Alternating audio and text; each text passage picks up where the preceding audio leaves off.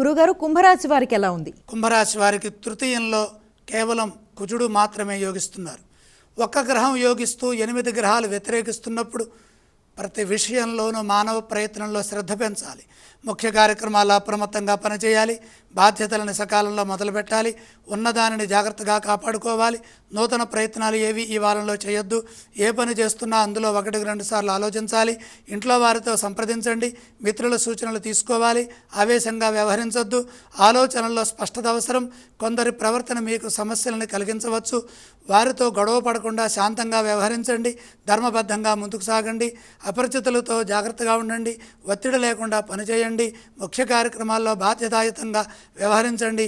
శాంతంగా ఉండటం ద్వారా పరిస్థితులు చక్కబడతాయి. పరిస్థితులను అర్థం చేసుకుంటూ ప్రతిభను ఉపయోగించే అవకాశం కనపడుతుంది. ఉద్యోగంలో సమస్యలు ఎదురుకాకుండా సకాలంలో జాగ్రత్తగా మీ పనులు మీరు నిర్వర్తించండి. తోటి మిత్రుల నుండి తగినంత ప్రోత్సాహాన్ని పొందండి.